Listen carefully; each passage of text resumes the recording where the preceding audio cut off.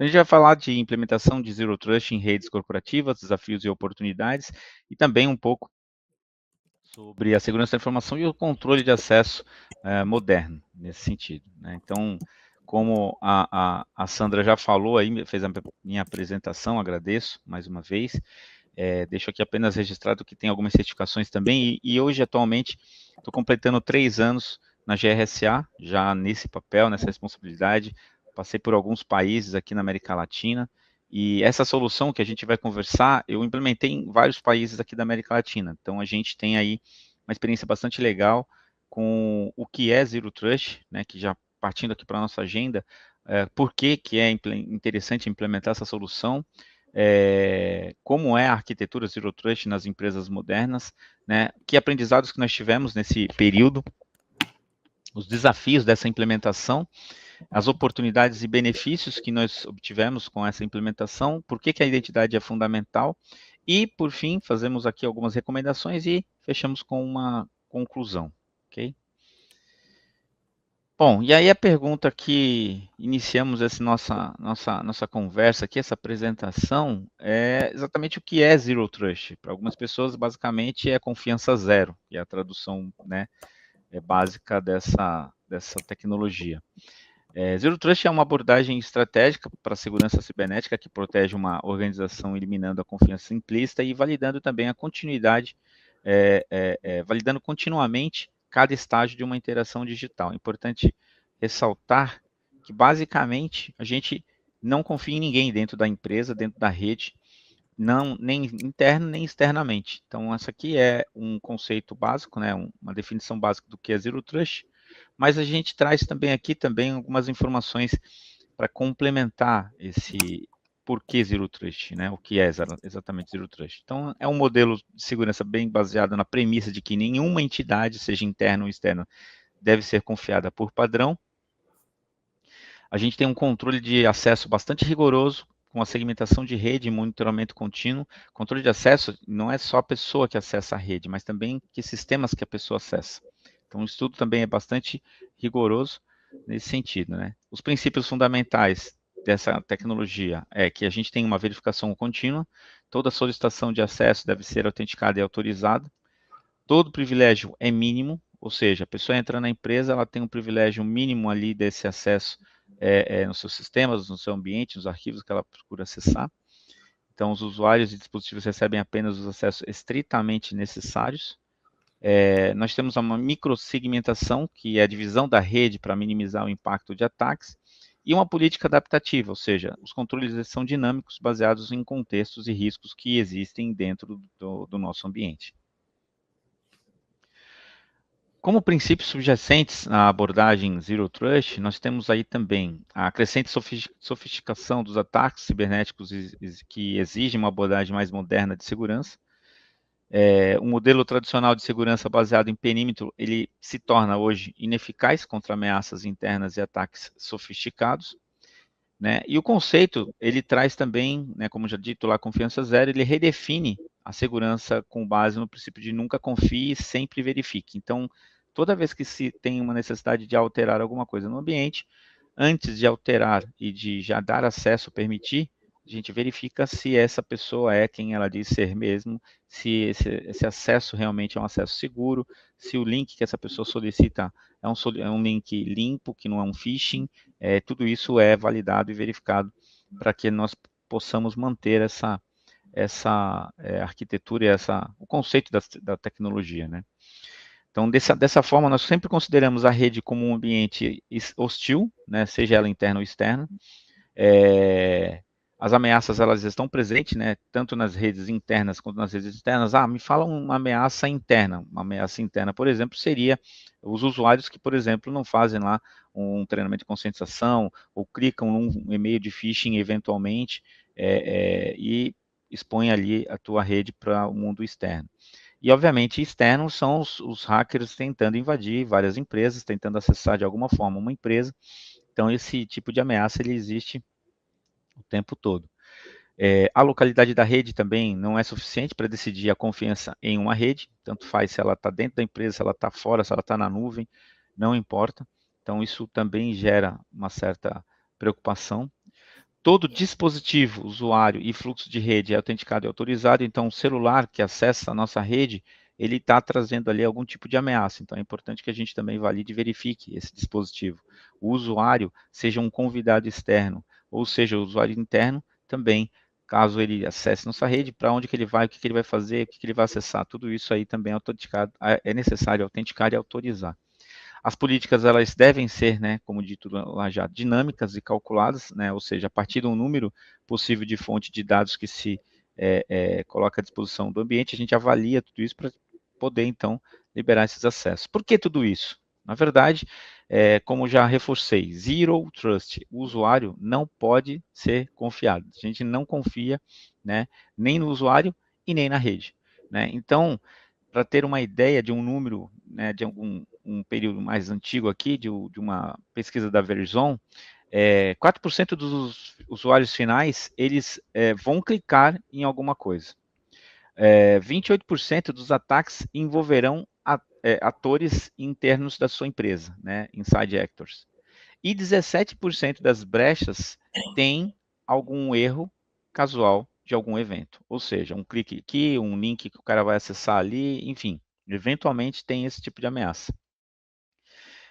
E os ataques de ransomware, segundo a Akamai, uma empresa famosa, bastante grande na área de cibersegurança também, ela diz que esses ataques eles vão continuar aumentando. Né? Então, os usuários internos aqui são que a gente tenta ou busca confiar, eles são ameaças, né? Aplicações e acesso às nossas redes também, elas ainda permitem qualquer tipo de tentativa de busca de uma brecha na rede para fazer algum movimento lateral, né? Depois eu posso explicar melhor o que é um movimento lateral, mas é importante entender que a ameaça, ela pode tanto ser externa quanto interna. Né? Também temos a questão aqui das permissões de acessos, que elas podem ser mudadas e alteradas eventualmente, permitindo qualquer tipo de infecção na rede, seja por um usuário ou até por um ataque ransomware de algum malware já injetado na nossa rede. E os sistemas também, com senhas únicas, confiáveis, também podem trazer algum tipo de problema quando se confia, né, nessa única senha para acessar um sistema. Ou seja, um roubo de credencial pode acabar com a tua rede e te ameaçar no teu ambiente. Aí, nesse sentido, é importante entender que as empresas, elas ainda prospectam e jogam para frente, previnem, né, preveem, né, melhor dizendo, que até 2031, de acordo com a própria Akamai aqui, nós vamos ter aí um avanço significativo ainda de empresas com ataques cibernéticos, ainda com ransomware, e obviamente também 70% é uma previsão do Gartner, né, que as empresas que usam ZTNA crescerão ainda, trocando esses serviços que a gente conhece agora, que vocês estão aprendendo, que é de Zero Trust, por VPN, ou melhor, substituindo a VPN pelo Zero Trust. Então, a VPN é um conceito que já está sendo ultrapassado, por quê? Porque o ZTNA, ele oferece essa segurança muito mais do que a própria, a própria VPN. Né? Então, a ideia é que o Gartner prevê isso, que até pelo menos 70% das empresas vão partir dessa tecnologia. E aí, falando um pouco tecnicamente, aqui eu trago uma arquitetura, um desenho simples para mostrar, por exemplo, como ou como estava sendo, como seria o fluxo de rede, né, em empresas que ainda não têm uma tecnologia de Zero Trust e que trabalham com a internet. Então, uma empresa normal, né, tem lá o seu escritório, tem lá o pessoal que trabalha home com celular, tem um tráfego de internet normalmente de 80% interno, e 20% vindo de fora ali.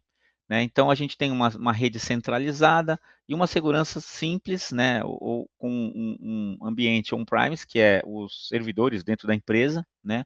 Num rack supostamente seguro.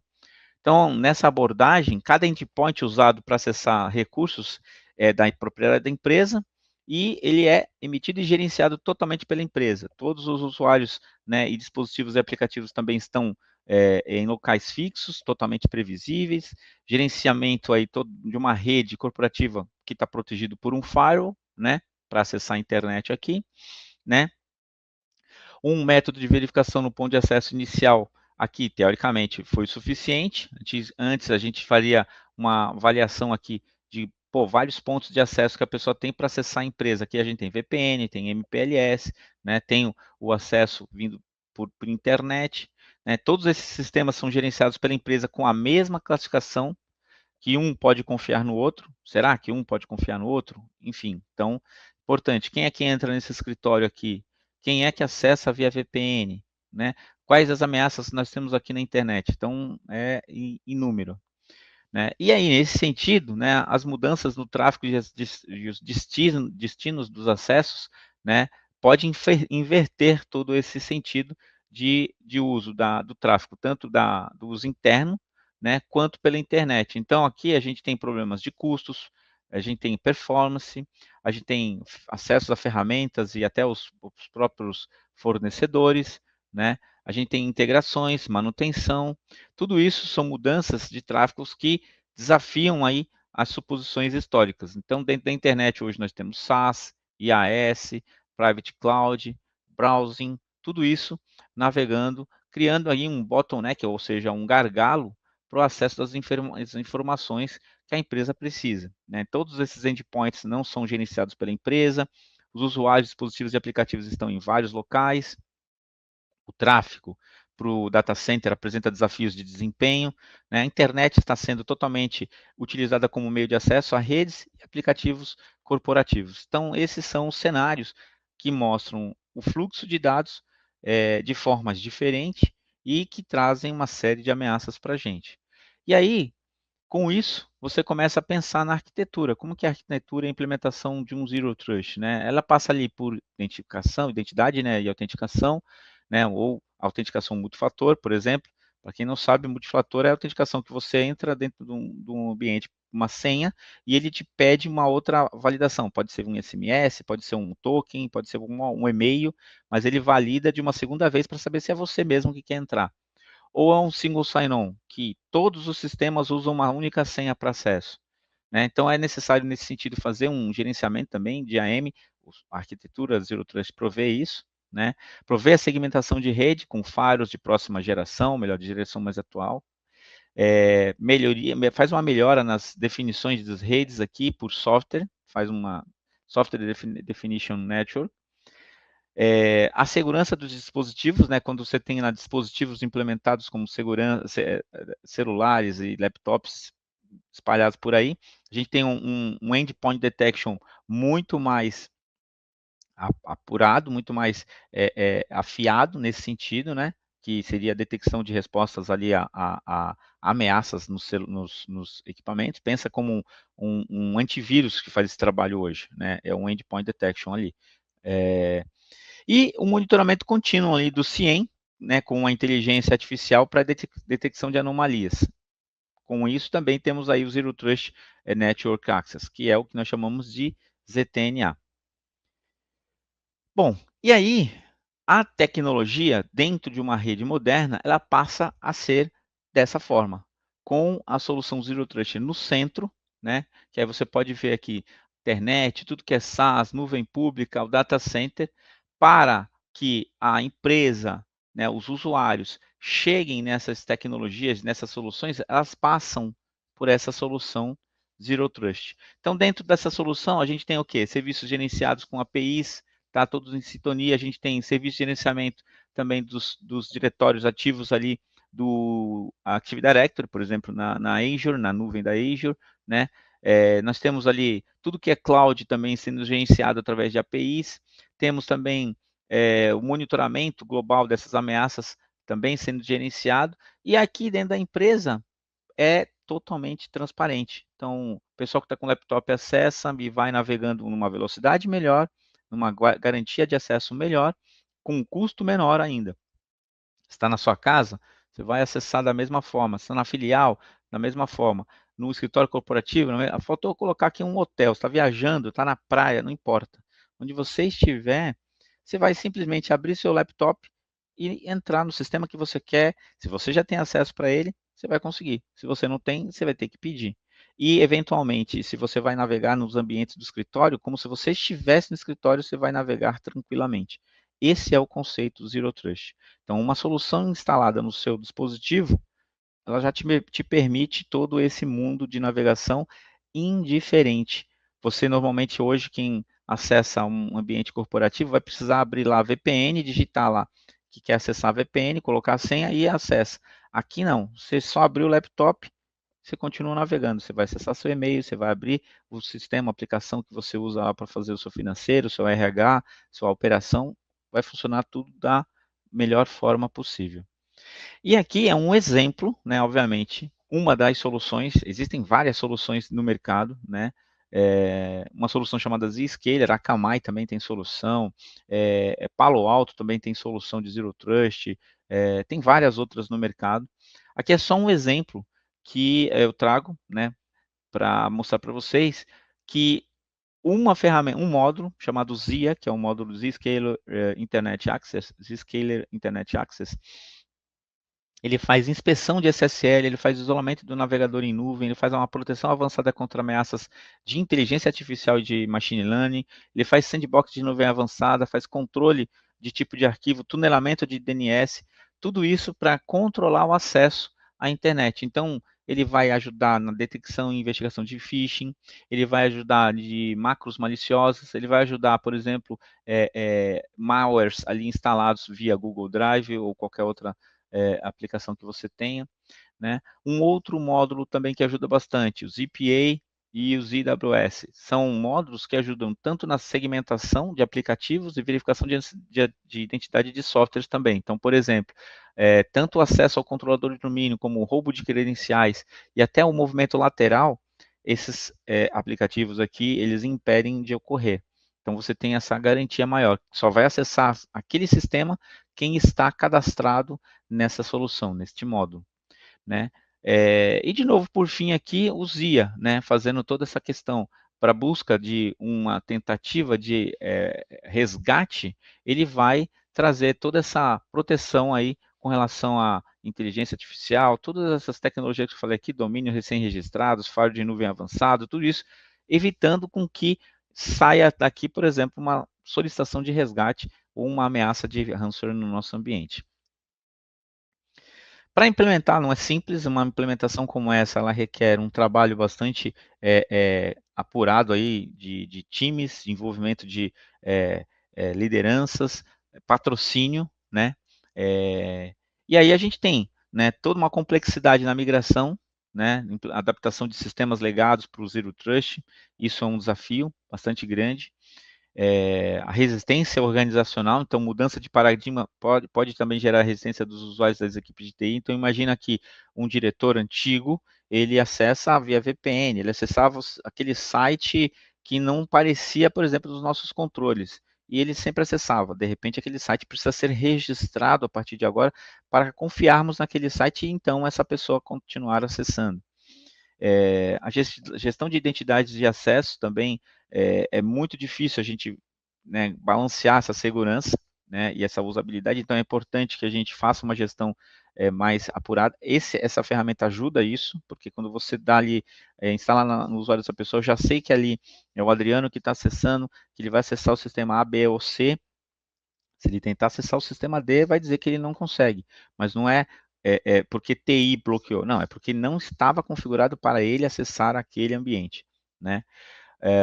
Bom, aí tem outro desafio, o custo inicial é elevado para implementar, é um investimento de infraestrutura, também treinamento também necessário para que você faça para todo o time, né? Tem a integração com as soluções existentes, falei ali em cima disso, de sistemas legados, né? Mas também tem sistemas heterogêneos para dificultar nessa implementação, então você tem que ter todos esses sistemas ali mapeados dentro do teu ambiente para você poder garantir que todos os sistemas desse cenário que eu mostrei aqui estejam dentro do conceito, dentro da solução. Uma vez que estão todos aqui dentro, ótimo, você já tem todo o teu ambiente seguro, tua empresa está segura e você tem ali um grande passo para essa melhoria. E oportunidades, né, benefícios, o que a gente ganha, o que a empresa ganha com essa implementação, né? Esse modelo, né, no nosso caso, ele estava alinhado com várias estratégias do negócio, né? Nós temos o que nós chamamos de controles de tecnologia aqui, então muitos desses controles tiveram uma melhoria considerável, né? Uma melhoria na maturidade, então a gente pode falar aqui da gestão de acesso, foi muito melhor, a segurança da rede, toda a parte de proteção contra malwares, toda a parte de configuração de segurança, toda a parte de gestão de mudanças, toda a parte de arquitetura de segurança e também a parte de continuidade de tecnologia, foi muito melhor.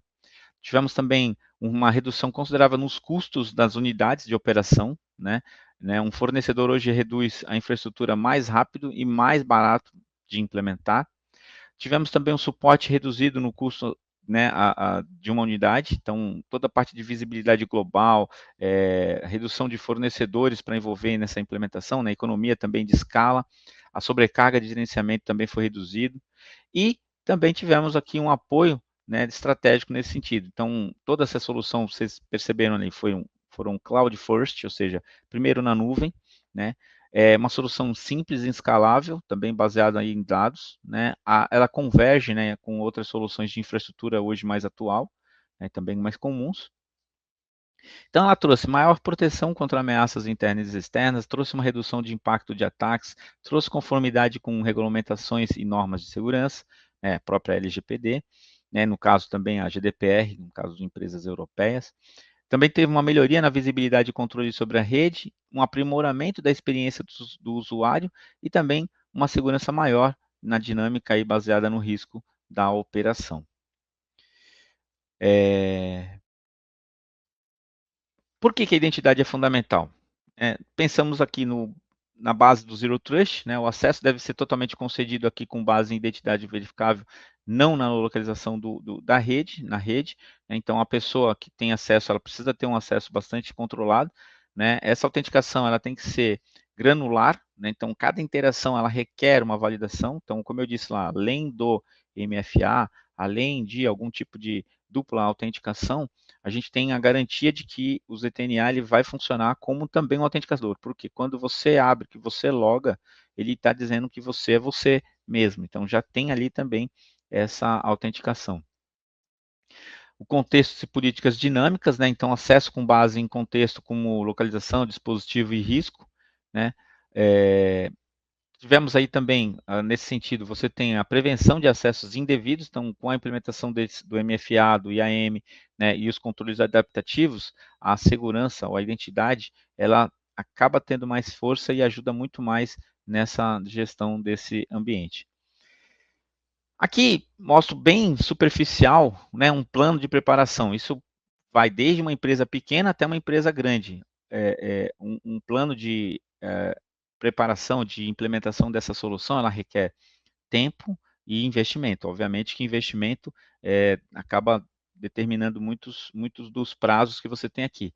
Mas, independente disso, você tem um time para trabalhar, você tem que ter a comunicação muito bem preparada, você tem que ter um patrocínio também, digo, um patrocinador seria um stakeholder, né, no sentido do teu chefe, do executivo, do diretor ali, alinhado com os planos para essa implementação.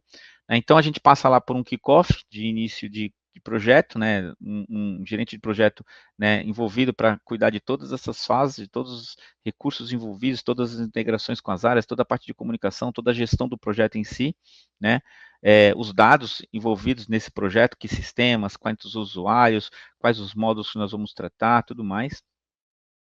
A viabilidade disso, né, então os dados da aplicação que serão implementados, né, quais aplicações receberão essa solução que vão nos ajudar aí a ter uma melhor segurança, usuários pilotos para fazer esses testes, para não sair implementando em todo mundo, obviamente, né, uma metodologia e testes também acordados, então uma vez que você determina, sei lá, vou começar com 10, 15, 20 usuários, testa todos os sistemas nesses usuários, aí depois você passa a implementar isso em todas as operações, né, e aí, de repente, em outros países.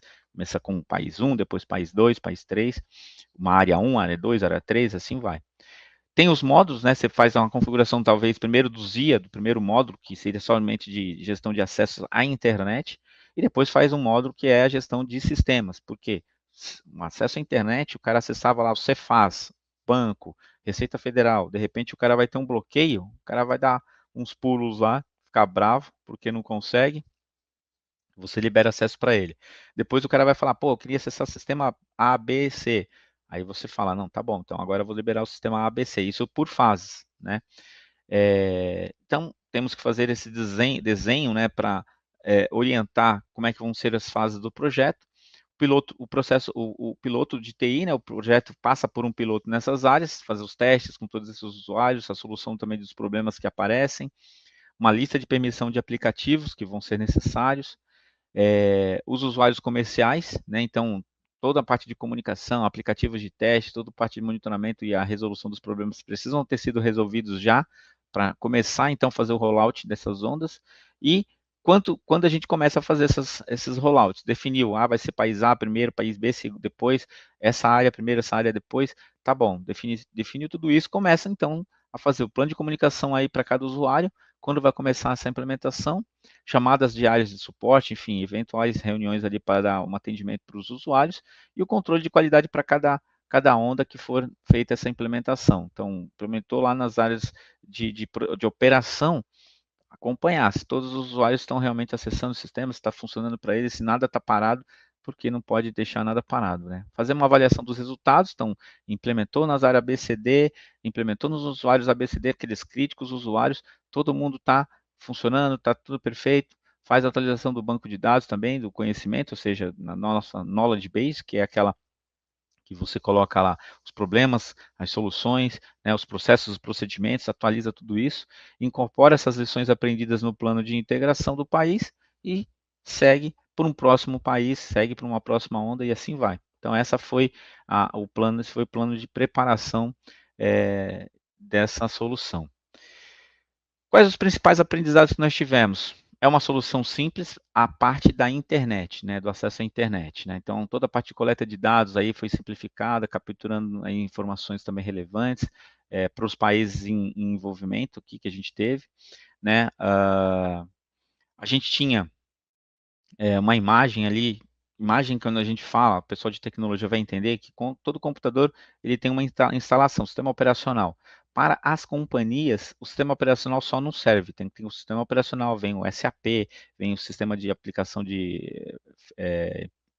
RH, enfim, outras ferramentas que são necessárias para que aquela máquina funcione perfeitamente. Então, não dá para você ficar instalando o sistema operacional e depois instalando a aplicação ABCD. Não, você tem que pegar e fazer uma imagem dessa máquina. Então, faz a imagem e instala. Imagem e instala. Então, no nosso caso, né, a gente implementou essa solução na imagem e depois passou a imagem para todo mundo, atualizou a imagem nova. Então, quando uma pessoa saía, tinha algum problema, a máquina trocava de máquina, já tinha que receber a máquina nova com essa solução. Então, isso ajuda bastante. Então, foi um ponto importante no nosso aprendizado.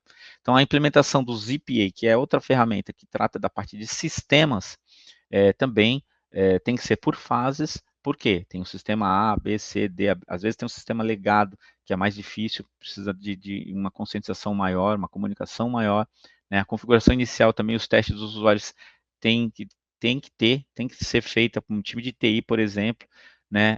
Depois faz para um time de financeiro, de RH e outras áreas. A distribuição também para esses usuários precisa ser de um gerenciamento de alterações também, e as configurações variam de acordo com as complexidades de cada aplicativo, então cada aplicativo tem a sua característica. Depois tivemos vários comentários positivos recebidos nos países, né, também como Espanha, outros países também que utilizaram essa ferramenta de acesso a aplicações, né, ficaram bastante felizes, né, com essas soluções versus o uso da VPN. Como eu disse, as pessoas elas não precisam mais abrir a VPN para acessar. Então, está no hotel, abre o computador e usa. Está em casa, abre o computador, usa. Em outros lugares, você vai ter que abrir o computador, ligar a VPN e depois começar a usar, né? E nesse caso, não, você não tem mais essa solução, essa necessidade. O envolvimento inicial também dos países ajudou o alinhamento também do cronograma, partimos aí de um pressuposto de que outros países ajudaram nesse sentido e também tiveram problemas e ajudaram bastante. Nós tínhamos, na época, a solução tinha poucos data centers no local, agora já tem bem mais, então isso melhorou bastante, né? Para alguns países que não tinham data center local, por exemplo, como Colômbia e México, um data center só era ok, mas o fato de ter mais de um pela solução ajudava, então acelerou, melhorou a performance desse país também.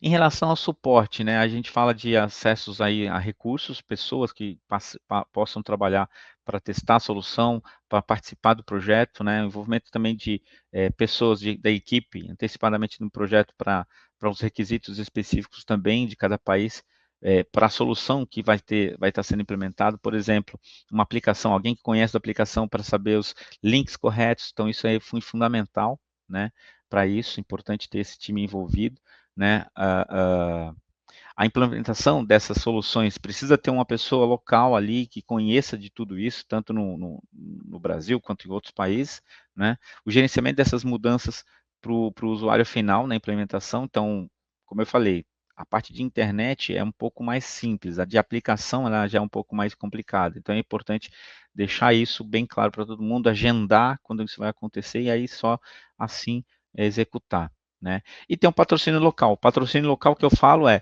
um executivo que apoia a implementação da solução no país que você está falando. Então, não é só no Brasil, também tem que ter alguém nos outros países que está de acordo, ó, tem que fazer, vamos fazer, vai ajudar, vai melhorar, enfim.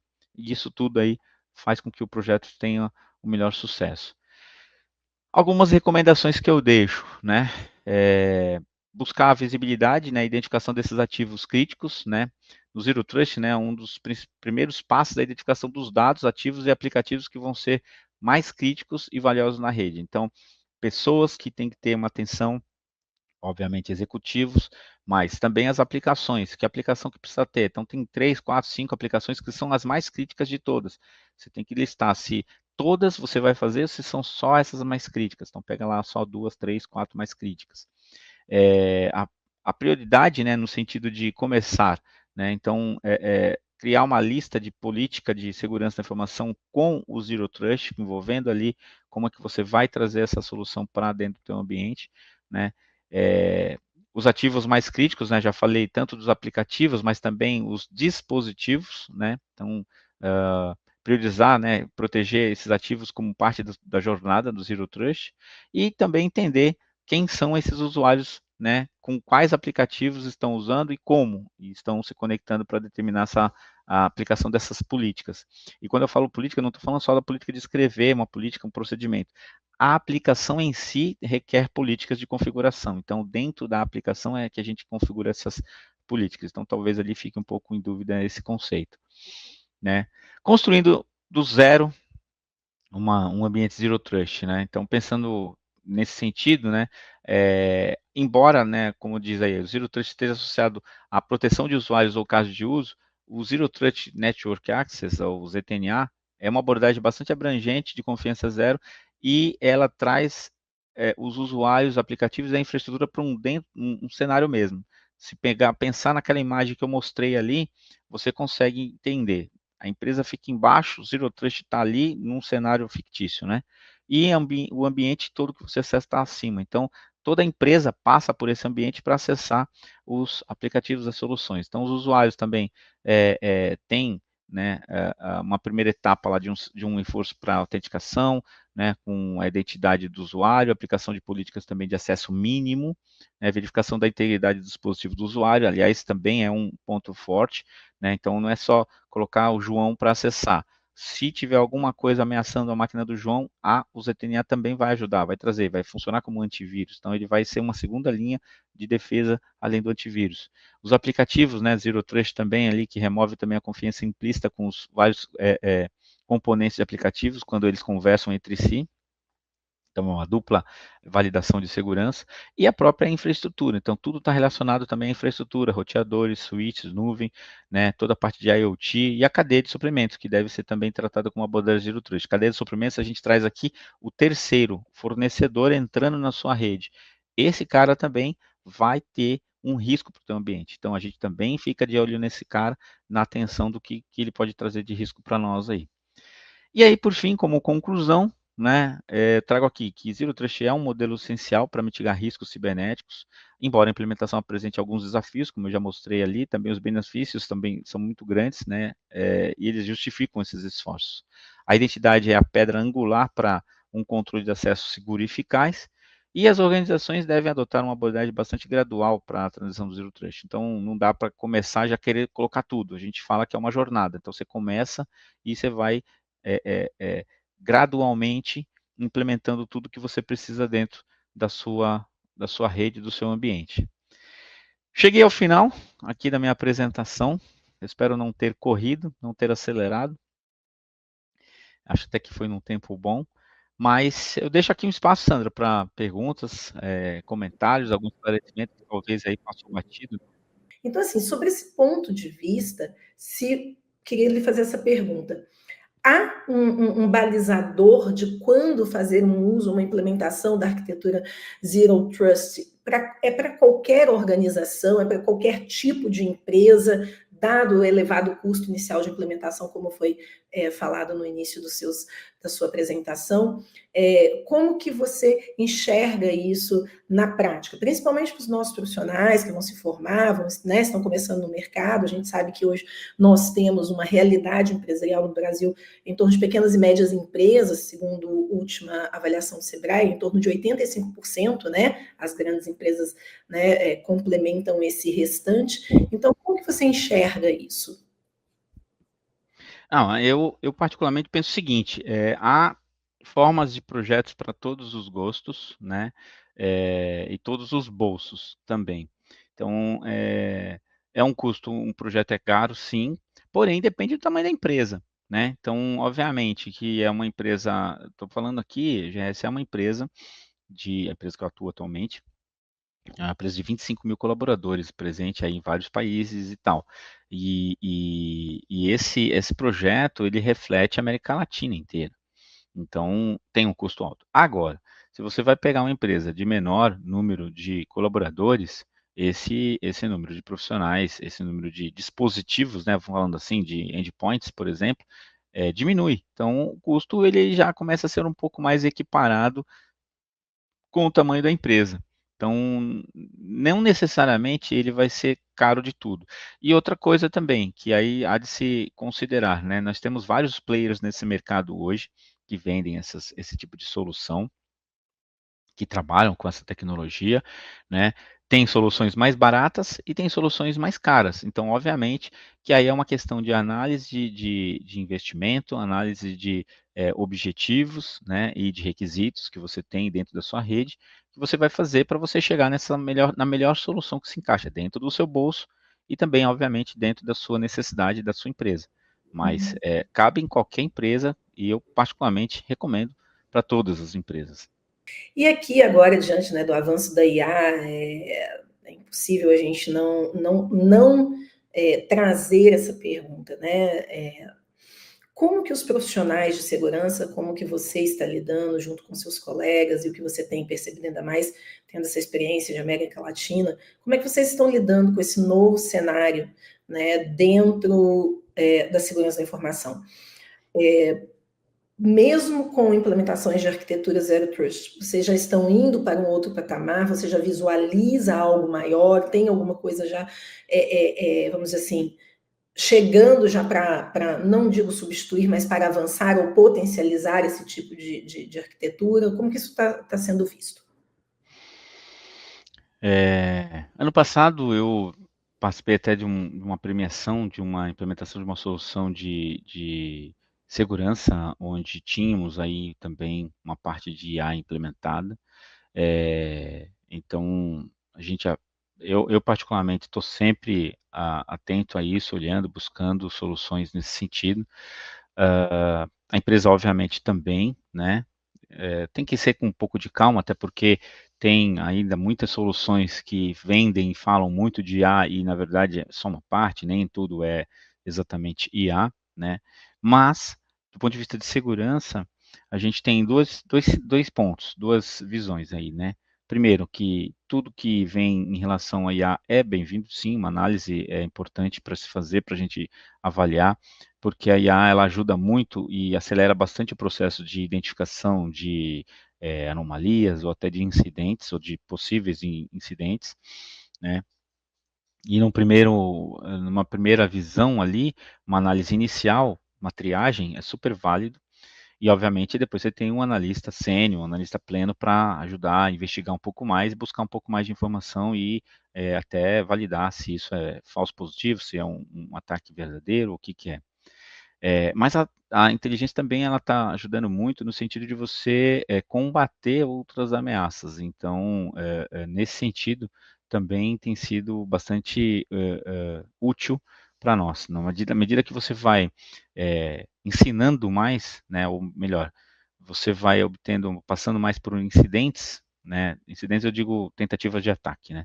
Você vai capacitando mais ainda a tua IA e ela vai te auxiliar cada vez mais. Então é mais ou menos basicamente dizer aquilo, aquela tentativa de movimento lateral que aconteceu, ou que tentou-se antes, já virou um aprendizado. Então quando ela enxerga aquilo de novo, aquele mesmo usuário, ela já toma uma ação e um procedimento em seguida. Então o que a gente chama de playbooks.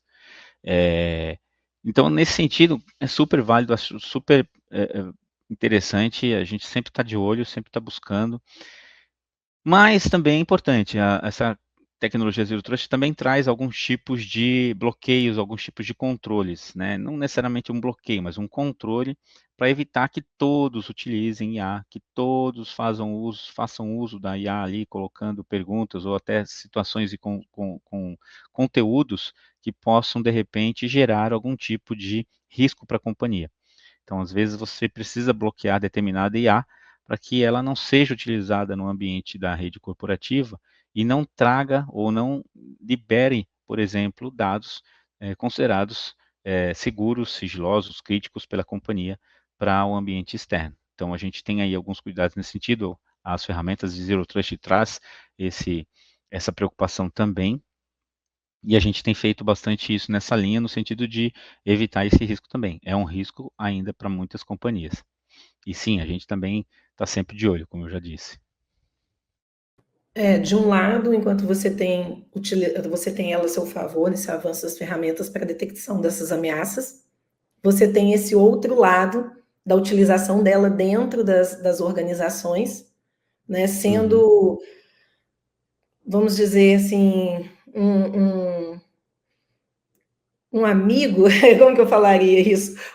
Um amigo oculto, mas que pode te trazer surpresas desagradáveis, principalmente quando a gente pensa em vazamento de dados, né, de estruturas de negócios, né, toda essa parte, porque a questão toda envolve aonde está, né, os dados, os segredos da companhia, os segredos dos negócios, e como que esses recursos, como que essa ferramenta pode ter fácil acesso a isso, e aí encontrar uma porta para que isso seja, bem, como a gente constantemente está vendo aí pelas notícias, alguns vazamentos de informações, não só você como especialista em proteção de dados pessoais, mas o vazamento de, né, informações sigilosas a respeito de vários e vários projetos, né? Muitas das vezes esses projetos são a alma daquela empresa e quando se vê, isso foi embora, acabou-se a empresa. Então, professora Adriana, eu queria até aproveitar, né? Acho que a explanação foi tão maravilhosa que eu penso que a gente, já também porque está o avançar da sua hora, em relação ao que nós já nos comprometemos, eu queria que você pudesse trazer uma mensagem, pensando na formação dos novos profissionais, né, em defesa cibernética, né, segurança cibernética, como que você acha que esses novos profissionais eles devem se preparar para esse mercado, né, para esse avanço da inteligência artificial generativa, ou mais ainda um pouco essa discussão sobre inteligência artificial, né, global, mas traga para a gente aí uma mensagem com a tua vasta experiência e uma experiência muito significativa, porque ela é muito potente na questão técnica, ligada realmente a um profissional de defesa cibernética, mas em especial também com a visão do direito e aí olhando, né, a sociedade como um todo, porque esse é o nosso papel, né, a TV, a Faculdade BPTEC, ela quer justamente isso, trazer, juntar mentes profissionais brilhantes que possam pensar juntos em como a gente transforma e mantém realmente essa sociedade de forma segura. Ah, legal. Para mim é um prazer, primeiro, poder participar desse tipo de conteúdo, de compartilhar esse conhecimento. Eu como você falou no começo, né, da minha apresentação, eu já escrevi 3 livros na área de segurança de informação para o Senac, e o último deles todos foram para a área acadêmica, e o último deles foi justamente Big Data na segurança da informação e a segurança da informação no Big Data.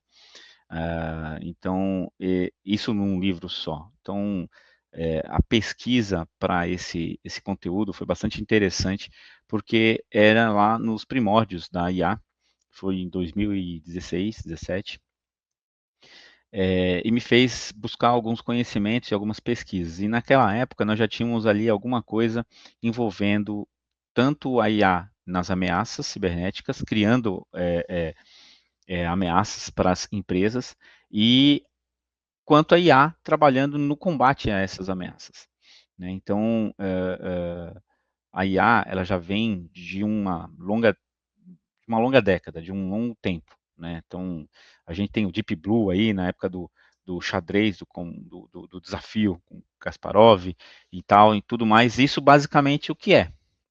Uma série de informações num banco de dados que permitem com que você, sabendo pesquisar, sabendo procurar, você vai obter as respostas que você quer. Dito isso, eu preciso dizer que para atuar com segurança de informação, essas pessoas, esses profissionais que estão chegando no mercado, que estão querendo entrar nesse mercado, primeiro que precisa gostar de estudar, precisa gostar de pesquisar. É, e, obviamente, entenda a segurança da informação como um desafio bastante atual e bastante desafiador, porque é todo dia. Né? Enquanto nós estamos trabalhando, tem gente, enquanto nós estamos dormindo, tem gente trabalhando buscando algum tipo de nova ameaça. Então, eu digo que para atuar nessa área é importante você buscar conhecimentos na área de dados, muito, né? A questão da inteligência artificial realmente ela está aí. O que a gente tem de desafios para o futuro agora é a velocidade de processamento dessas IAs, né? Então, muito tem a ver com a questão de processamento será um diferencial para a gente chegar e aumentar esse fluxo. Então, eu recomendo muito que estudem não só a gestão de dados, mas também a gestão de engenharia de prompt. O que é engenharia de prompt? Quando você vai pesquisar numa IA, você fala lá, eu quero que crie uma apresentação, sei lá, XPTO, de como gerenciar um projeto. Não, eu quero que crie uma apresentação de gerenciamento de projeto baseado em ágil, com determinadas sequências de informação com tal informação. Então, a engenharia de software, a engenharia de prompt, ela vai te ajudar a entender um pouco mais de como que você precisa pedir para a IA te dar. Então, não vai ser muito caso de todo mundo ser substituído por uso da IA. Não. A importância é de como que você pede as coisas para a IA. E também uma outra coisa que tem sido bastante utilizada na área de segurança da informação, algumas pessoas que conhecem um pouco de codificação. Eu, particularmente, não codifico, não gosto, não tenho muito esse aspecto, mas algumas pessoas que codificam ajudam muito no time para a gente conseguir acessar e chegar em determinadas questões, ler ou avaliar algum tipo de ameaça. Então é importante também. Mas é óbvio que aí, com tudo isso, tem outras várias necessidades que as empresas têm. ZTNA, né, tem aí a questão também de SOC, né, que é o Security Operation Center, uma área onde você monitora todos os incidentes, Blue Team, Red Team, Purple Team. Então, o que, que esses times fazem? Então, quem gosta de combate a ameaças e gestão de incidentes, vai ali para um Blue Team. Quem gosta de atacar, vai para um Red Team. Então, é o tipo do hacker do bem, que vai procurar ameaças dentro da empresa para ajudar a corrigir e evitar que essa empresa seja atacada. Ou não, de repente quem gosta só de bug bounty, por exemplo, bug bounty é uma pessoa que fica buscando ameaças, buscando vulnerabilidades. Então ela acha vulnerabilidades e ganha um dinheiro com aquilo. Então, de repente, é uma área que as pessoas podem ver também, buscar também. Então, para o ambiente profissional hoje, as primeiras são muito válidas. Esse do bug bounty é mais para quem quer se aventurar no mundo de voo solo, né, e arriscar ganhar uma grana e tal. Só preciso lembrar que tem muita gente boa nesse mercado também. Então, se você se considerar bom nesse assunto, boa sorte, siga nessa linha. Mas se não, recomendo muito essas áreas, esses assuntos que eu falei há pouco. Obrigada, Adriana. Na verdade, existe um universo de oportunidades, né? Cada vez mais ainda, e diferente do antes, vejo que cada vez mais dentro do assunto segurança cibernética, defesa cibernética, você tem profissionais especializados em outro assunto, em um e outro ponto, como você agora bem trouxe aí essas últimas oportunidades, né? Profissional que gosta, que tem mercado para quem quer trabalhar com vulnerabilidades, e isso cada vez mais. E com certeza não tem como fugir disso. E realmente eu acho fantástico, e é muito importante, e a gente espera, né, estar investindo nisso, entendimento de engenharia de prompt, né? É indispensável. Tudo que a gente sabe hoje, eu digo, a grande população, né, as pessoas de um modo geral, os profissionais de um modo geral, é que existe a IA vem a IA como se fosse um buscador Google, né, onde aquilo que você pensa, sente, você coloca, e estão usando, felizmente ou infelizmente, não posso fazer uma crítica nesse sentido, mas profissionalmente quem está dedicado não pode seguir, né, no seu aperfeiçoamento no seu aperfeiçoamento, né, de conhecimento, sem entender para que e como você obter da IA os melhores recursos possíveis, o melhor conhecimento possível, e aí sim os melhores resultados, para que mais rapidamente você possa até fazer e executar mais, né, do que 1, 2 projetos, isso que a gente vê hoje em dia. Então, assim, muito, muito especial as suas dicas. Nós esperamos na TV IBPTech que a gente tenha você em outro momento e que você fique à vontade para trazer um outro assunto que seja do seu gosto, do seu domínio, porque ficamos muito felizes mesmo com a sua doação de tempo, né, de valor, e que isso aqui agora vai ser muito bem trabalhado e a gente vai colocar à disposição aí de toda a sociedade, dos profissionais. Então, muito obrigada, né, em nome da nossa faculdade, em nome do nosso diretor, professor Juliano Diova. Sinta-se como se estivesse na sua casa e estamos à sua disposição. E para todos que estão, né, que vão estar aqui assistindo, que sigam essas orientações maravilhosas do professor Adriano Lima e procurem realmente aí um universo melhor e maior aí para os seus propósitos. Muito bom dia, boa tarde ou boa noite, na verdade, Adriano, porque agora é assim, nós vamos ter que criar uma nova fala para isso, né? Quando a gente encerrar um evento como esse. Mas muito obrigado, boa sorte no teu trabalho e até breve. Obrigado, até breve. Obrigado pelo convite. Um abraço para o professor Giova, para todos aí. Sucesso e estamos juntos aí nos próximos eventos. Por favor, fique à vontade. Quando quiser, é só chamar. Obrigada.